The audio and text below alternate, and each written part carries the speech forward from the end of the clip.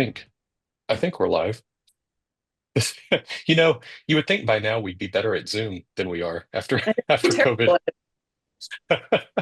Well, good evening, everybody, and thank you for joining us for a preview of our new program, PH Travels Philadelphia. We're really excited to share some information with you about this program. And for those of you who are with us from Houston, I hope you're thawing out, and I hope everybody is safe and enjoying the warming weather.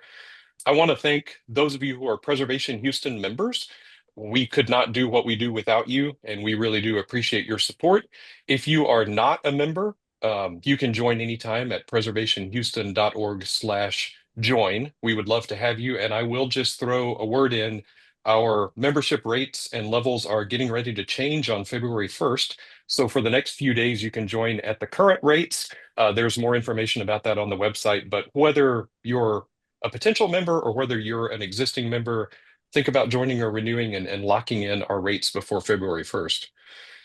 Now, that leaves me to introduce my co-hosts. We have Lynn Kelly with us tonight, who is the coordinator for PH Travels. And Lynn, I know you're going to say a little bit about how you got involved, but I just want to tell everybody I'm really excited to be working with you because we first talked about the potential of doing a Preservation Houston trip years and years ago. I'm not going to say how many years ago, but it was a long time. And I've been thinking about it ever since. And I'm really happy that we can finally get this program up and running. And for those of you who are not familiar with Lynn, she is a veteran at this. She has coordinated trips for Rice's continuing studies program, for Rice Design Alliance, and is currently a trip planner for Houston Seminar, in addition to working with us. So Lynn definitely knows her stuff. We also have Kathleen Nuzzo, who is Preservation Houston's membership director, but she's wearing a different hat as part of this program. Kathleen is a natural to help us with this because she is from Philly. So she's the one who's going to tell us how to fit in, how to pronounce pretzel, key things like that. We are going to start off with a little bit of information from Lynn about the PH Travels program and kind of how that came to be. Then we'll move into some history of Philadelphia and some information about local architecture. And then we'll get to talking about the trip. So for right now, Lynn, I'm going to turn things over to you to get us rolling, and we'll go from there.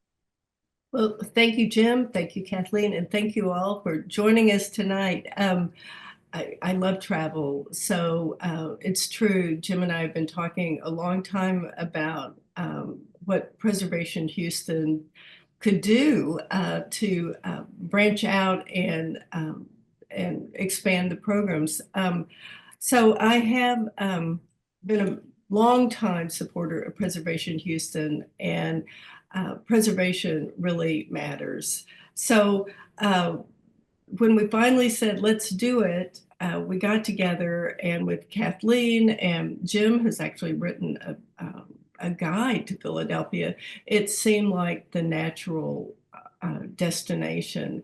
So there's many ways you can approach Philadelphia through history. Many garden clubs go for the gardens, world-renowned art museums.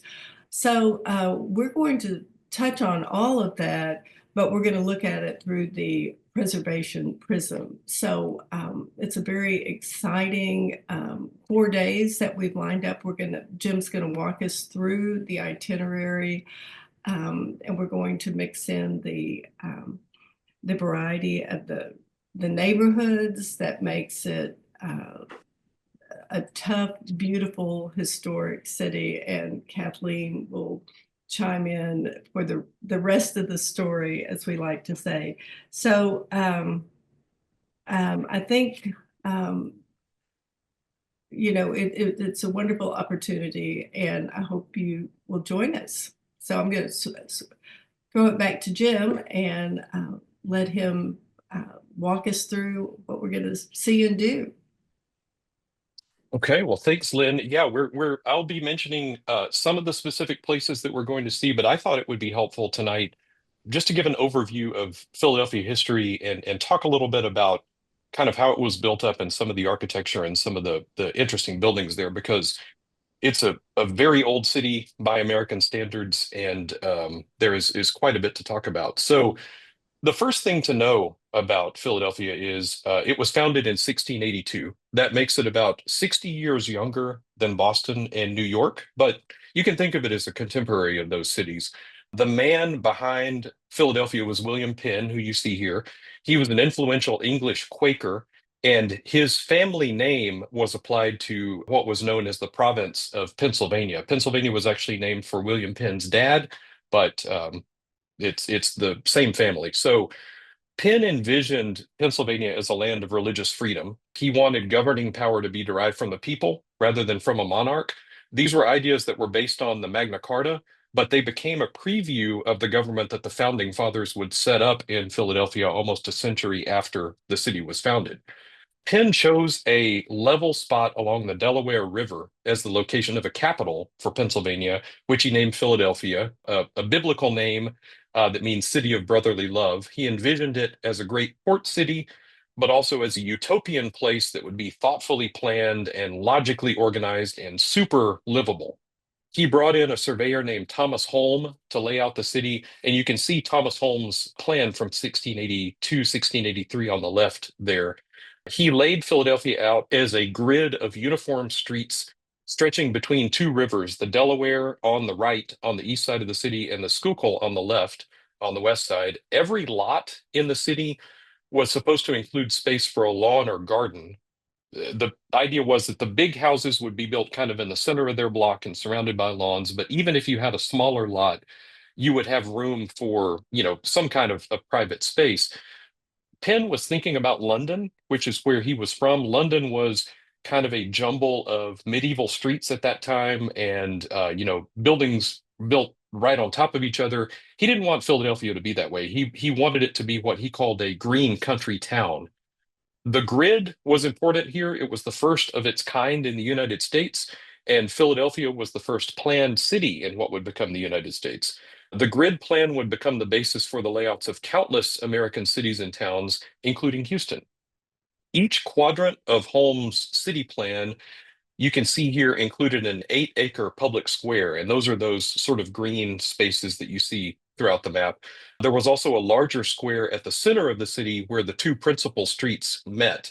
The streets were Broad Street, which ran north and south, and High Street, which ran east and west. Both of those streets are still there. They're still the main drags of Philly. High Street is now known as Market, but they're the widest streets in the downtown.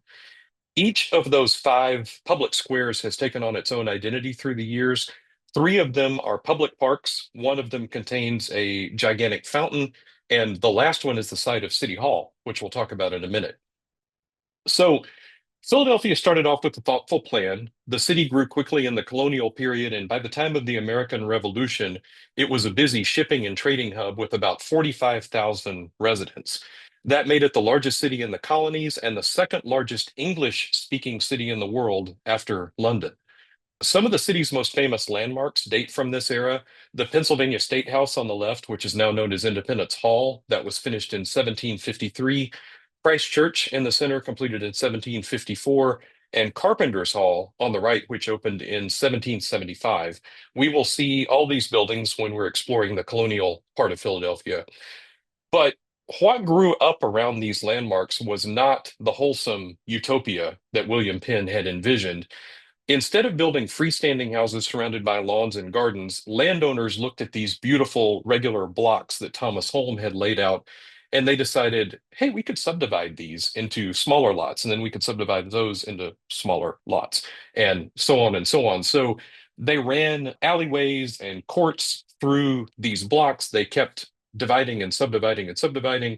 The wealthy could still live in freestanding houses with beautiful lawns and gardens, but the poor and working class ended up in poorly lit and poorly ventilated alleys and courts. And some of those have survived.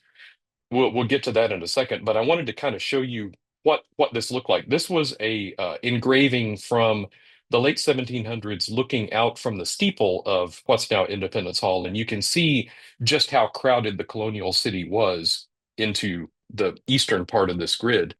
Conditions have changed over the years. We have better sanitation and better ventilation. So some of those poor and working class streets are actually among the most charming and desirable in the city today. Those include Elfreth's Alley, which is shown on the left here. That was a working class street that dates from 1703. The wealthy Philadelphians lived better. They had elegant townhouses located in a neighborhood called Society Hill that rivaled what you would see in European capitals. And you can see a little slice of Society Hill on the right there. After the Revolutionary War, Philadelphia served as the capital of the new United States for 10 years. That boosted growth in the city. By the time the federal government moved to Washington in 1800, Philly was the largest and most important city in the new United States. New York took over as America's dominant urban center before long. They had a superior port to what Philadelphia had, and more importantly, New York had hustle, which Philadelphia had its own kind of hustle, but New York had a whole different level. So New York became kind of the financial center and the kind of glamorous big city of the new country, but Philadelphia grew into an industrial powerhouse. There were rich natural resources throughout Pennsylvania, including iron ore and oil, which led to the establishment of railroads, ironworks, tool and machine companies. There were thriving printing, glassmaking, furniture, chemical, shipbuilding, and pharmaceutical industries. The city became known for its textiles, shoes, and apparel. This is a view over one of the industrial districts of Philadelphia. And, it was thinking about what William Penn had envisioned with this green country town. We were moving further and further away from that. But these industries meant money for Philadelphia.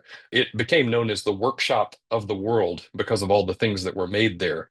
One of the factories that I just wanted to mention specifically that was headquartered in Philly at this time was the Stetson Hat Company. It really got off the ground in the 1860s, and this is a view from inside the Stetson Hat Factory. They had an enormous industrial plant there, and it was in Philadelphia that the modern cowboy hat was developed, believe it or not. As I said, these industries meant money. They also meant new residents for the city. Immigrants from all over the world poured in to make the workshop of the world run. So the city grew quickly. It topped 500,000 residents before the Civil War and was nearly 1.3 million by the end of the 19th century. You had residential neighborhoods spreading out in every direction. Many residents lived in row houses like the ones you see on the left here in West Philadelphia, but the wealthy were still doing their own thing. They built mansions in the city, and then they would build country houses in the suburbs. You might have heard of the Main Line, which is a collection of wealthy suburbs just to the northwest of Philadelphia, but you may not be so familiar with a place called Elkins Park. That's a community just north of the city where families, including the Elkinses and the Wideners, who made their money in oil, gas, and transportation, built incredible country estates for their families. The house on the right is called Linwood Hall. It was the home of the Widener family in Elkins Park, one of the largest private houses ever built in the United States. And we are hoping to be able to tour it while we're in town. It's about to undergo what is expected to be one of the largest preservation and restoration projects in the country. Now, moving back into the city, the original Central Square at the heart of Philadelphia, which had served through the years as a military training ground and the location of a pump station and reservoir for the public water system, was chosen in the years around the Civil War as the site of a brand new city hall. Philadelphia felt like it was really a city on the move, and they wanted a municipal building that reflected that. So they started planning what was going to be the tallest building in the world and the largest city hall in the world. The building was designed by John MacArthur Jr. It took 30 years to build. By the time it was finished in 1901, it was no longer the tallest building in the world, but it remains the largest municipal building in the world. And it's a landmark you can't miss. It sits right in the center of the city, and there's no way around it. City Hall is not the only landmark of 19th century Philly. This was a period when the city's architecture really came into its own. The period began with the Greek revival boom of the early 1800s, which was championed by architects like William Strickland, who designed the Second Bank of the United States on the left, built in 1816, and the Merchants Exchange of 1834 in the center of the picture. Another great example of this style is the Fairmount Waterworks on the Schuylkill River on the right, built in 1815 to a design by a hydraulic engineer named Frederick Graff. All kind of beautiful, harmonious buildings that really reflected the ideals of the early United States. Later in the century, there were architects like Willis Hale who catered to Philadelphia's Gilded Age elite. with flamboyant buildings like the Lorraine Apartments of 1892 on the left and the Hale Building of 1887 on the right. Now, this is an interesting one. It was built by a businessman who hired Willis Hale to be the architect. And when the building was finished, the businessman was so excited about it that he immediately named the building for Hale, the architect. Hale was apparently pretty pleased with it too, but the National Architectural Press described this building as crude, violent, revolting, absurd, irrational, incongruent, and ridiculous. It is still there, and actually, I kind of like it. There was a 19th century architect who made a more lasting impression on the city, Frank Furness. He developed a distinctive Victorian Gothic style that you see all over Philadelphia. It shows up in buildings like the Pennsylvania Academy of the Fine Arts on the left, which opened in 1876. It is spectacular, and equally incredible is what is now known as the Fisher Fine Arts Library at the University of Pennsylvania, built in 1890. That is on the right, and we are planning a tour of the Fisher Library. Unfortunately, the Academy of the Fine Arts is going to be under renovation while we're there, so the building is not going to be open. Moving into the early 20th century, Philly faced a number of challenges. It was still an industrial powerhouse, but it fell short in terms of things like housing, education, health, and criminal justice. That was due in large part to long established class and race inequality in the city. Making things worse, there was an entrenched political machine that resulted in disenfranchisement and corruption. And Philadelphians were notorious for being set in their ways at this time, so they didn't really seem to see any reason to change any of this. In 1916, Harper's Magazine summed it up this way. A reporter said, "The one thing that is unforgivable in Philadelphia is to be new, to be different from what has been." And this was a reputation that plagued the city for a long time. It was just seen as a city that was very stodgy and very kind of stuck in its ways and not wanting to modernize and not wanting to change. And that really helped to set Philly apart from cities like New York. Keep in mind, New York is only 90 miles away to the north. It has always been a short train ride away. Today, it's a short drive. And New York, as the center of glamour and the center of attention, was happy to capitalize on that, while Philadelphia was kind of seen as a backward and dull place. But this is not to suggest that nothing was happening in Philadelphia. Things were still progressing along, the city was still growing. The City Beautiful movement came to town in the form of the Benjamin Franklin Parkway, which was a grand boulevard cut through a downtrodden industrial district between 1907 and 1917. You can see City Hall at the bottom center of this picture, and then the Ben Franklin Parkway stretching out straight ahead. It headed for a spot called Fairmont, which is where a new art museum opened in 1928. The museum was a beautiful temple to art designed by two prominent names in Philly architecture, Horace Trumbauer and Zanzinger, Borey, and Metairie. But the interesting thing here is a lot of the credit for the building's detail work goes to an architect named Julian Abilene, who was a pioneering Black architect who worked in Horace Trumbauer's firm. You'll know the museum for the famous Rocky steps, if nothing else. Rocky trained by running up and down the millions of stairs on the way to the museum. We are going to be exploring the history and architecture of the art museum with a special tour while we're in Philly. And it's really a spectacular building that Kathleen's going to fill you in a little bit more on in a minute.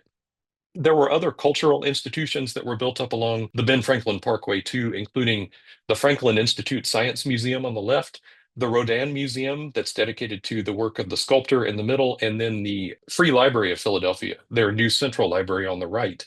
So it became this sort of beautiful street that was modeled on the Champs-Élysées, that was also the kind of civic and cultural heart of Philadelphia. The Depression hit the city hard. A third of the city's banks failed, and more than a quarter of citizens lost their jobs. But oddly enough, in the middle of all this, Philadelphia built one of the most forward-looking buildings in the city's history. It was the PSFS building, completed in 1932 for the Philadelphia Saving Fund Society, which is the oldest savings bank in the United States. They hired a Swiss-American modern architect, William Lescaz, who worked with Philadelphia architect George Howe to design the building. It was the first European modern style skyscraper in the country, and it is still incredible today. We are planning a tour of this building while we're in town as well. It's been restored and turned into a hotel, but its historic interiors are still intact.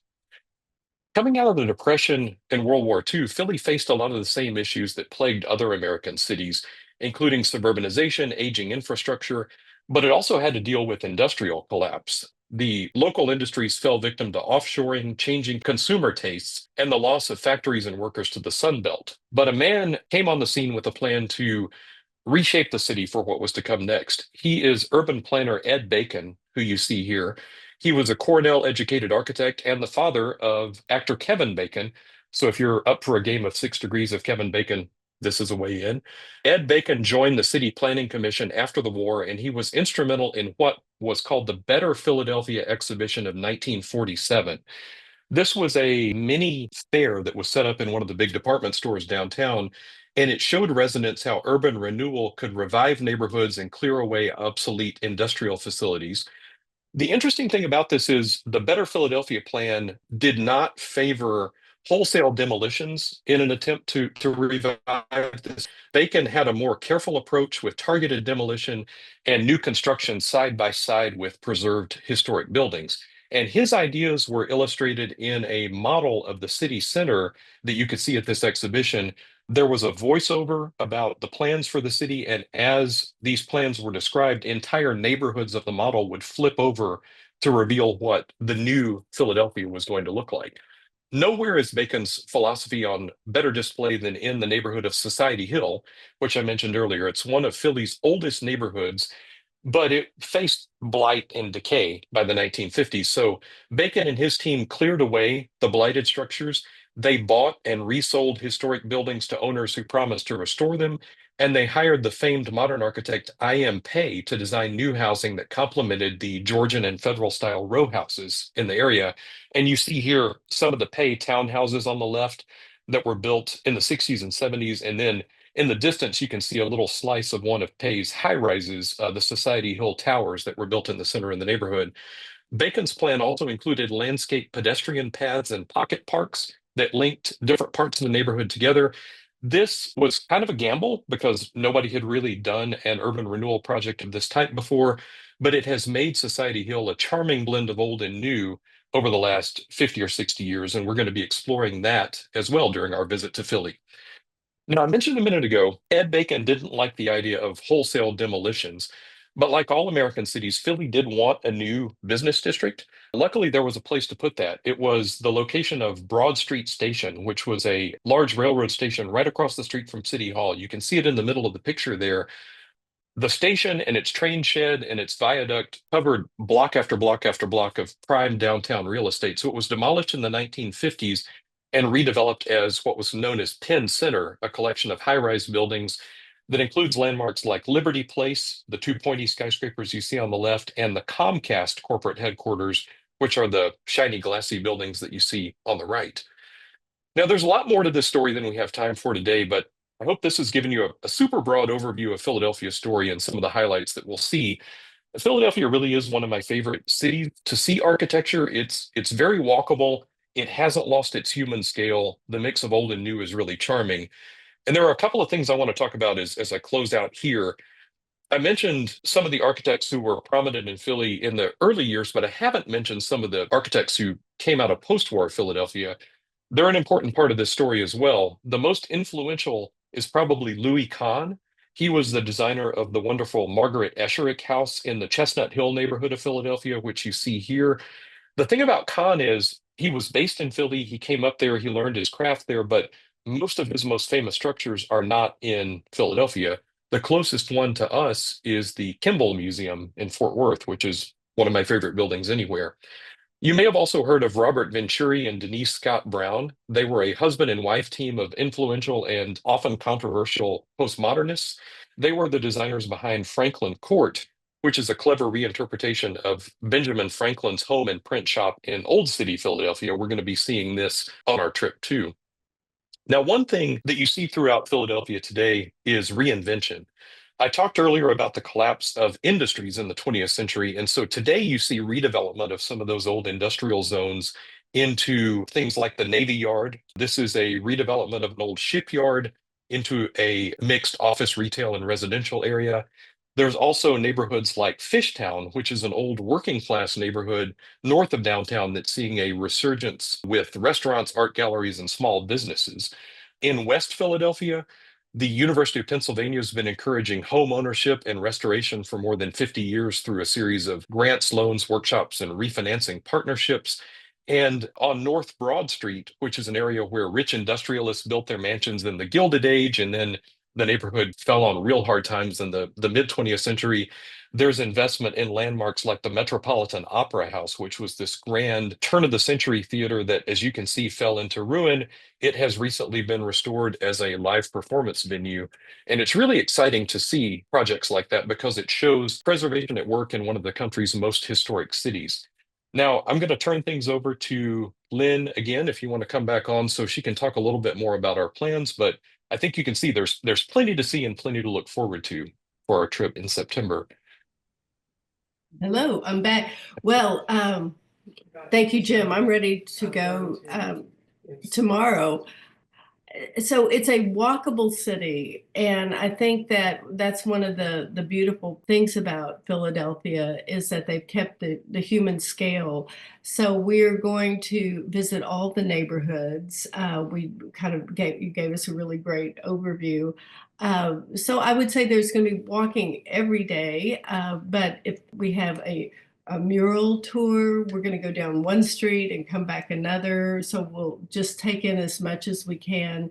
And this is going to be a full cultural experience where we have the variety of the cuisine. There's a big Italian community. There's a big, we'll discover why they make pretzels and the cheesesteaks. And so it will be 4 days of well-paced. It looks like we do have a lot to see, but we'll be on a bus sometimes, which will give us a little break between our walks.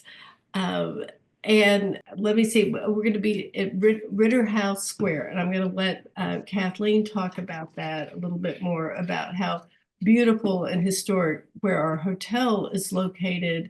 And we will have, after our brunch, have an opportunity to explore this region. So I don't know Philadelphia well. I'm kind of one of those that always went to New York. And I think that's what goes back to why this is an opportunity for us we've all heard about Philadelphia, but to really understand the city and the culture and what makes this city unique. So I'm going to let Jim and Kathleen add to the story, and then I'm going to jump back in later on to help with questions for the logistics. So.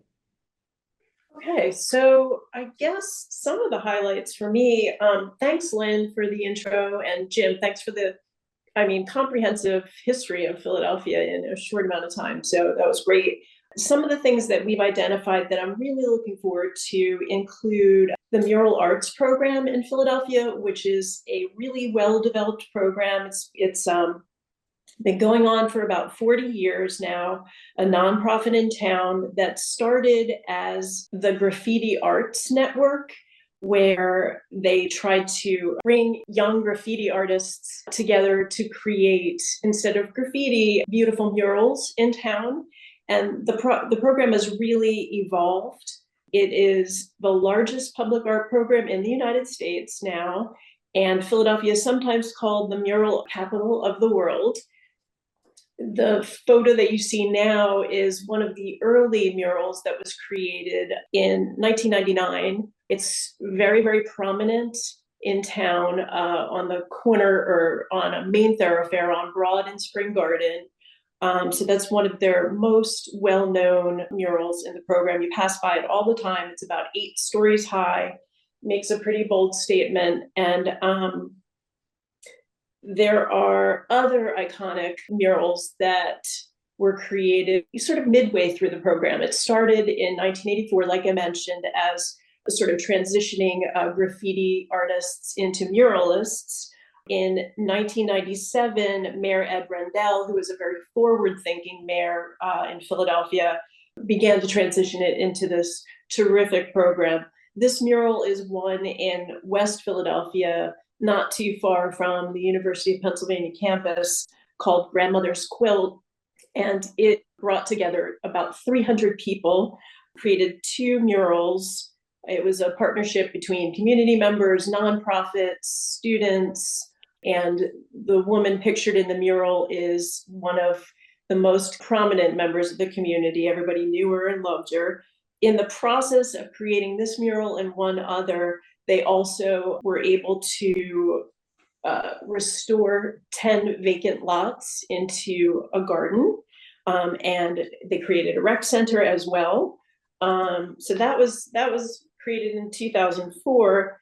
And the program does about 50 to 100 art projects a year. So they're super busy. And more recently, this is one of my favorite art projects that they've done. It's creating stylized letters on the shutters of different businesses. So rather than have an ugly metal shutter covering the windows of the business when it's closed, they brought in a British street artist to create these fun letters. We'll be going on a formal tour of the mural arts program, but we'll also be seeing throughout the city all of these lovely murals on the sides of old buildings, like this one that's coming up here. And just as a side note, when Prince Charles came to visit in Philadelphia in 2007, it was one of the things that he was sure to take part in was the mural arts tour. It's a really well-known Philadelphia program.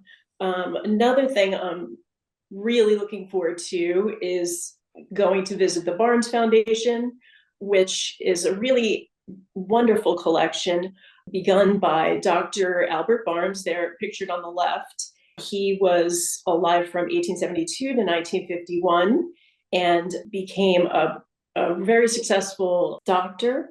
And by the age of 20, he was a doctor. And then by the age of 40, he began a really fantastic art collection that it consists of about 180 paintings, 2,500 total artworks, mostly Impressionist and post-Impressionist works of all the big names: Gauguin, Matisse, Cezanne, Manet, Monet, Picasso.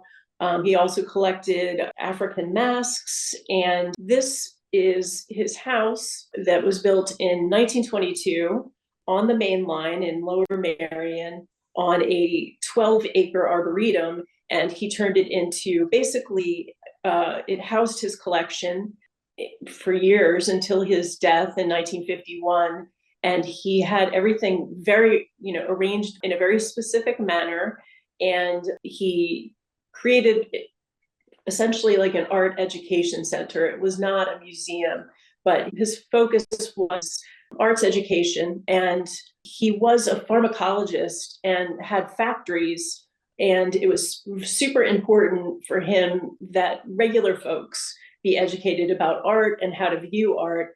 And in his factories, the workers only worked 6-hour shifts. The remaining 2 hours were spent learning about art.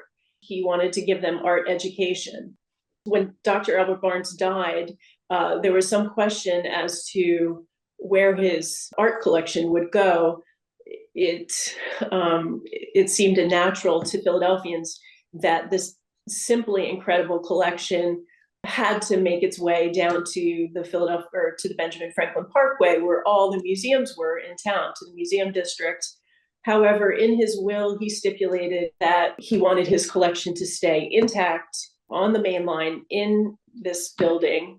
And in particular, it had to stay arranged exactly how it was when he died in 1951. He had a very particular way of arranging the art, very unique. And this became a huge controversy in Philadelphia after his death that went on for years and years. In 2004, after a huge court battle, it was ruled that it would be acceptable for the collection to make its way down to the Benjamin Franklin Parkway and join the other museums. And shortly thereafter, they began planning the new museum.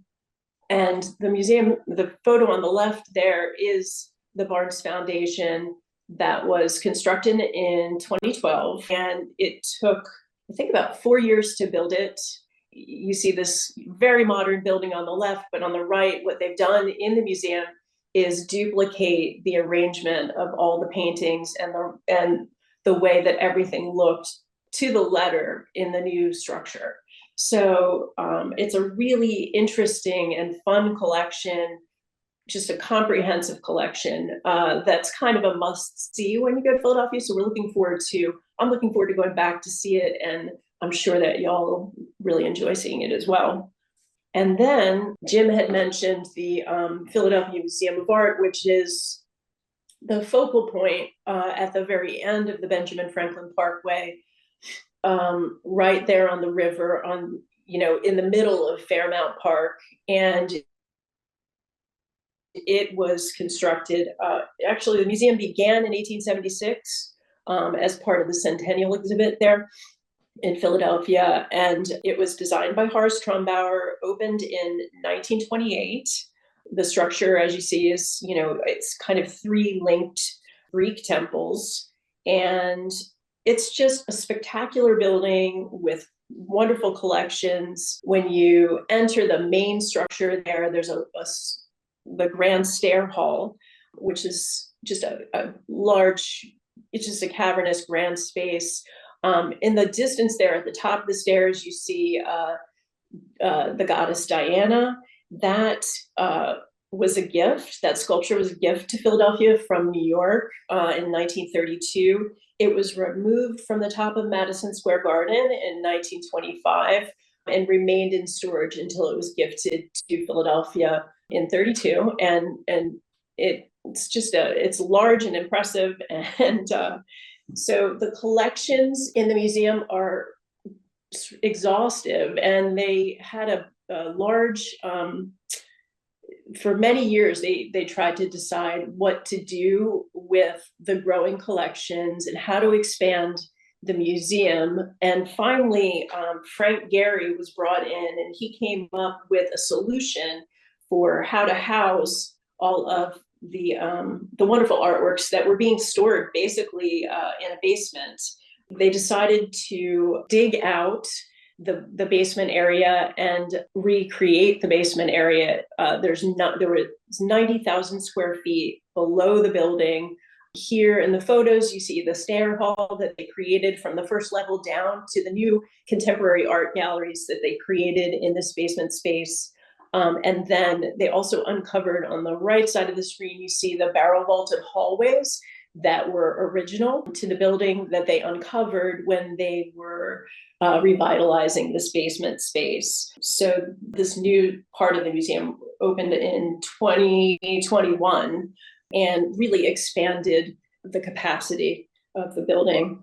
And some of my favorite collections in the museum are the recreations of structures. There's a whole portion of the museum that's dedicated to recreating in full buildings from across the world. This is the Japanese exhibit, and they've recreated a Japanese tea house. There's also a Buddhist temple, a Roman villa.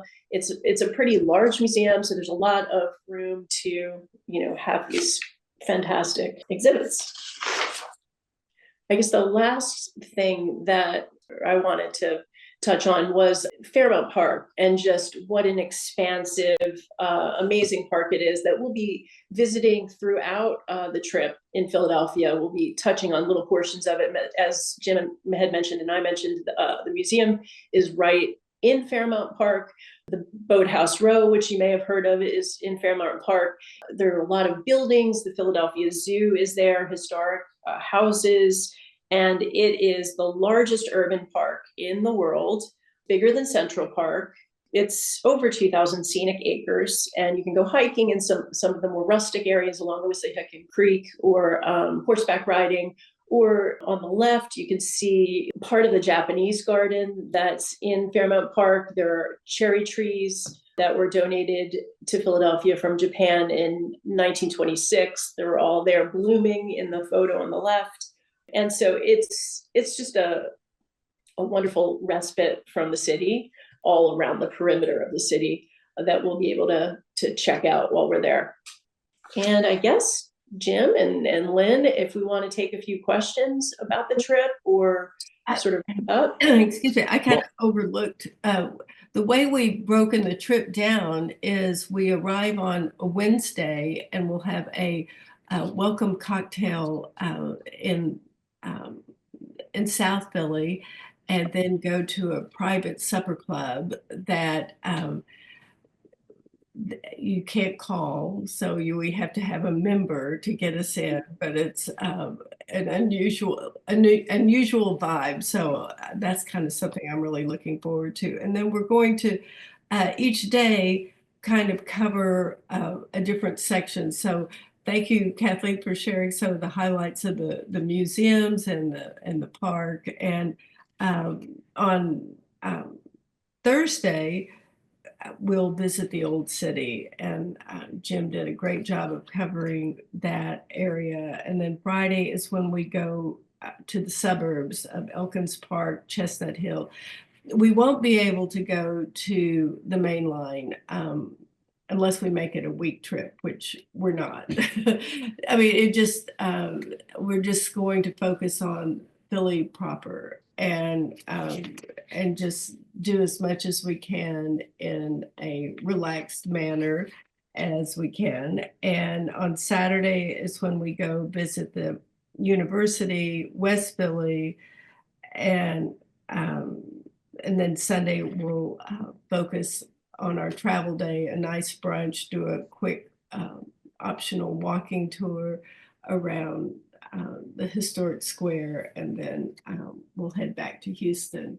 But we've talked to, in addition to Jim and Kathleen, we have some excellent local guides and curators that will be welcoming us, and private homes. And so I'm going to turn it back to Jim, but we're ready to answer any questions you may have. Yes, we are. And again, if you want to send those in, you can use the Q&A function, or you can use the chat function on Zoom, either way. So whichever works best for you, feel free to send in questions. We're obviously here to talk about the trip and the PH Travels program, but if you have questions about Philadelphia too, we've got a native on the line, so she can answer things. Yeah. I wanted to mention, and I did say this, but it's really, I think Philly gets the short end of the stick a lot of times because it's located between Washington and New York, and both of those cities love attention in their own way. If you're going to travel to uh, you know, see architecture or shop or see a show or whatever, you're probably going to go to New York, you're going to go to DC for the museums and that kind of thing. But I think there is a lot of reason to really go and explore Philadelphia too, because we talked about its rich history, but it really is a wonderful architectural city as well, because you have everything from the colonial era up to the modern era. And the nice thing about it is it's got such an approachable scale that you can really see all these buildings and appreciate all these buildings. So I'm excited about that. Let's see, we've got a couple of questions here. Uh, Lynn Chong asks, what is the expected size of the group going? And we're hoping it'll be a group of about 20 to 25.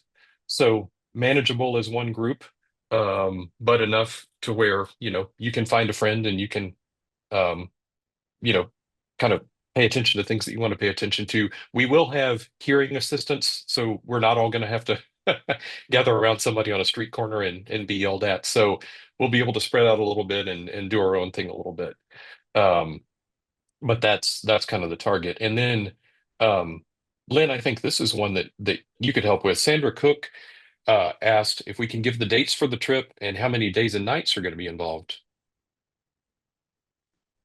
Oh, and Lynn, you're muted. Go. I've got it. There you go. Yes, it's a Wednesday through Sunday, so that's Wednesday, Thursday, Friday, 4 nights, and we'll have 3 full days of travel, and the dates are September 17th through the 21st. The price does not include airfare, but the hotel will, if you want to arrive early or stay late, will give you the same discounted rate that we have. But we plan to start the tour 5 o'clock on a Wednesday where we all go together to the Bach Bar, which is a renovated. Jim, I'm going to let you chime in and tell us about Bach Bar, where we Oh, begin in South Philly. it's really cool. It's and it whether you're going on the trip or not, you should look this project up. It's the Bach Building, BOK. It's a kind of Depression era public school. It was a I think a vocational high school, but it's an enormous Art Deco building that the school district doesn't use anymore, and it's become kind of this mixed use sort of like innovation hub, maker facility. There's artist studios in there. There's like small manufacturing in there. And then on the roof, there is the Bach Bar that Lynn is talking about, which is a rooftop bar with a incredible view out over the Philadelphia skyline. So that'll be a perfect place to start the trip. If you see the slide behind Jim, that's will be our view from our welcome, where we kick things off. Yeah, I'm speaking to you from the Bach Bar right now. No, I'm not. Uh, it would be dark, but yeah, it's got a great view, and we'll have everywhere we stop, we'll have guides who are showing us around places. But when we do, like the reception at the Bach Bar, we'll have a local expert who will come and give us an overview of the city and talk about some of the things that we can see from there. So we'll be learning as we have a good time as well. Um, and again, those dates are September 17th to 21st. So it should be, in addition to everything else, right about the time you want to get away from Houston summer, and it will be the beginning of Philadelphia fall. So that'll be that'll be a really nice transition. I know sometimes by mid-September I'm just mad at the heat, so I'm kind of looking forward to that. And Mark says it's a lot to pack into 3 full days plus 2 travel days, and Mark, you're not wrong about that. We wanted to make sure to give everybody the most bang for their buck, so we're going to do a lot. We're going to be careful not to overdo, but we're going to make the most of our time in the city, I think. and we'll send a link to which will have the more information about registration. But you will have a Friday night free time. Saturday, when we end up at the museum, there'll be some free time. So um, uh, we just want to make sure you get your money's worth. And but Well, it's the a great the other story. thing I'll mention is you can come early, you can leave late. If you want to have a day or two on your own in Philadelphia, there are wonderful things to see in the suburbs that we won't have time to get to, but would recommend tacking on a day or two if you'd like. You can still take advantage of the group rate at the hotel, and so it's a great chance to really explore that region. Lynn, I think you were going to say something, and I may have jumped in on you. Um, well, I don't know what that thought was, but we'll be well fortified. So we're going to, that's the fun part is looking at the different restaurants. So we'll get a variety of, they don't have barbecue there, but they're known for their Philly cheesesteaks and their Italian food. And they pointed out like what would be the East End in Houston.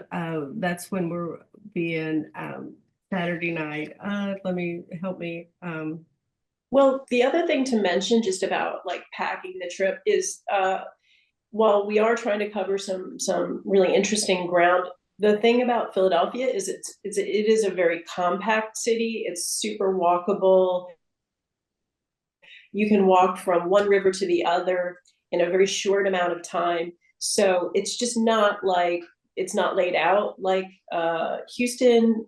It's where there's a lot of metropolitan, there's a lot of distance between all the different regions.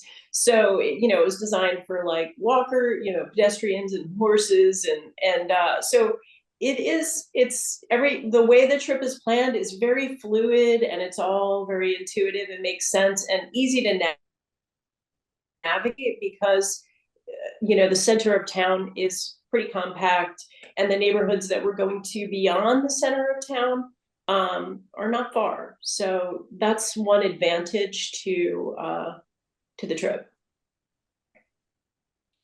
Now, we talked about food, and I haven't had dinner yet, so I have food on on the brain. But Kathleen, what can we look forward to? I mean, I joked about pretzels earlier, and I know pretzels, but what else is great? So the Philadelphia restaurant scene in general is it's just great. It's a great restaurant scene, sort of on the level, with Houston's restaurant scene, a lot of diversity of restaurants, in a lot of interesting spaces, old buildings that have been converted. There are the standard cheesesteaks and soft pretzels, but there's just great ethnic food as well, that we'll be encountering: Italian, Indian, whatever. One of our lunches is at an old food court, so there'll be any variety of great food there. No shortage of fun places to eat. The Reading Terminal is another spot that's sort of iconic Philly, that has just about, it's basically a food hall that's been placed in an old train shed, and there's everything under the sun there. So there's something for everyone, food wise. And the Reading Terminal is a great stop. I mean, it's got history to it too, because I think the market, I think you can trace it even back to colonial times. But the market has been in its current location since the 18 somethings, and I mean, it's this bustling, every day you see like the trucks pull up, you see Amish carts pull up, with like farmers unloading stuff. It is super cool, and everything you eat there is like the best of whatever you've ever had. Yeah, super fresh and amazing. Yeah. Um, let's see. Mark asks, if since we're talking about food, are we having group meals or are we eating on our own? And I think the answer is both, right, Lynn? Yes, for the most part, we will have group receptions and dinners on Wednesday. Thursday, when we're at the food hall, that will be on your own. But then we'll have a group Thursday dinner and reception, and Friday lunch. Friday night is on your own, but then Saturday we have lunch and dinner and reception for the group, and Sunday brunch. So basically, 2 meals are not covered or not included. So, but that would make sense too. But we'll have a reception before the Friday night free time. Right. And we will give you, we're going to give you kind of a little guide to the neighborhood where we're staying. As Lynn mentioned, we'll be near Rittenhouse Square, which is a great neighborhood with lots of good restaurants and bakeries and coffee shops. So we'll be giving some ideas of places you might want to check out in the neighborhood. You'll also, there will be a chance to grab something for breakfast at the hotel, but you may want to venture out and get something in the neighborhood as well, before we start out every day. Speaking of the hotel, we have a question about where we're going to be staying, which somehow we managed not to mention, but I can cover that one. It's called the Hotel Palomar. It is right in the middle of the city. It's a Kimpton hotel, if you're familiar with that hotel chain. So, a full service hotel, very actually in a historic building. It's in a building called the Architects Building from 1929, designed by a well-known architect, Paul Cray, that's been restored and rejuvenated as the Kimpton. Um, Another question is, will there be an itinerary before people reserve? Um, and I think the answer is yes. We're still making some arrangements and nailing some things down. But as soon as we get a draft itinerary together, that'll be on preservationhouston.org/travel. You'll be able to find all the information about the trip constantly updated there. And then, of course, as we fine tune, understand that the itinerary may change, but we'll start out with um, kind of an outline of the trip, and then we'll fill in details as we go. Um, there's also, speaking of reservations, Sandra Cook asks if there's a deadline to sign up. Um, it is 8 o'clock tonight. No, it's not 8 o'clock tonight. Don't feel pressure. No, the deadline is still a good ways in the future, Sandra. It is reservations are going to be handled on a first come first served basis. So we'll say the deadline is when the trip fills up, or June 15th, which is quite a ways away. But I would not encourage anybody to think, oh, I've got plenty of time, because we are anticipating this filling up. And so if you're serious about going, I would say go ahead and reserve so you can make sure you get a spot, because we do have to limit the number of people we're taking to make it a good experience for everybody. So we do have a limited number of spaces. Um, and then a question about, do we have an idea of what age the people are in the group? Kathleen, what do you think? Um, I would say age range is roughly like 40s to 60s. Does that sound about right? From what we know now, and as more people sign up, that may broaden, but I think that's true for the people we know now. Yeah. I think the trip is for the curious minded. So whatever age that is, that's what keeps us young. So Good point. Yeah, and it's I know some people have expressed interest who um are familiar with Philadelphia. We actually have somebody who signed up for the trip who grew up in Pennsylvania and went to college outside Philly. We've had a couple of other people who have expressed interest who, either used to live there or have traveled there a number of times.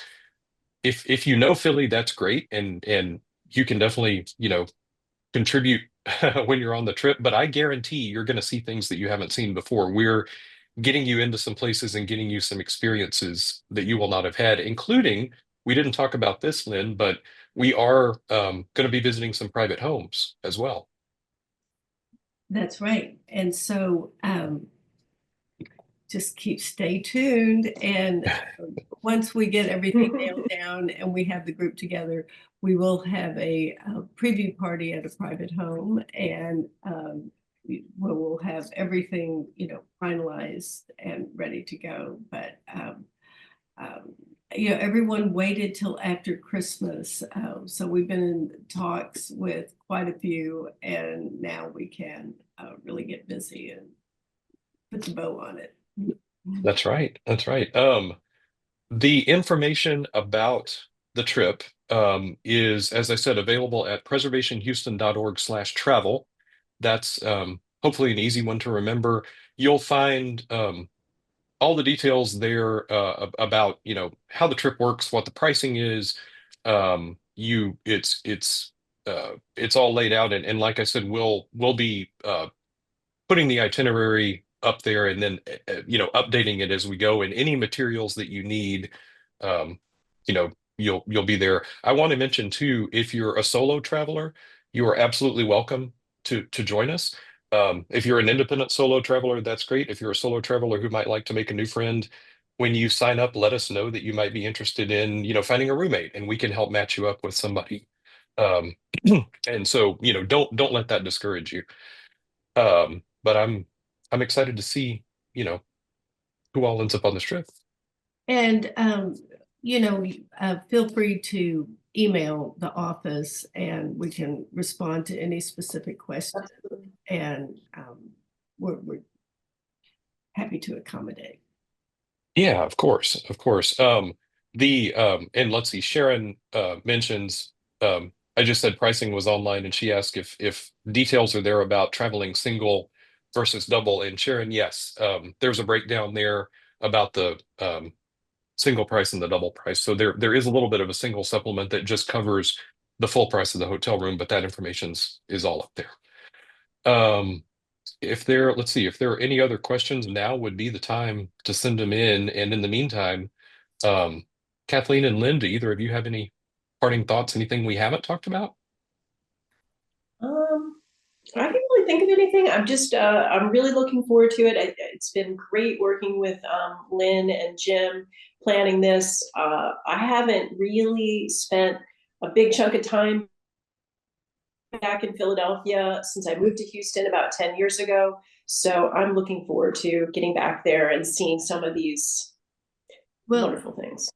Yeah, I think about like the walking tours that Preservation Houston puts on, and how you always learn more about your hometown. And I think that doing a deep dive into a city is so fun and so interesting. And just hearing the presentation tonight, I'm have learned some new fun facts and looking forward to September. So I think, hope you all can all join us, and please call if you have any questions. We're here for you. We'll make this happen. Yeah, it's going to be exciting to see it shape up. That's for sure. Well, thank you again, Lynn and Kathleen, for making this a great program, and thanks again to everybody for tuning in tonight.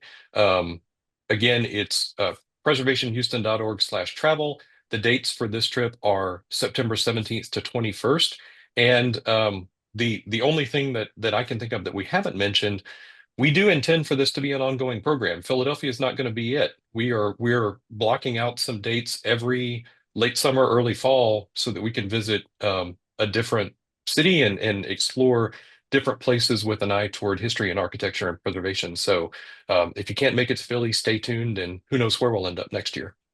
Maybe Beaumont. You never know.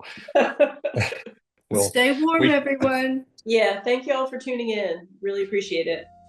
have a good night, everybody. Night.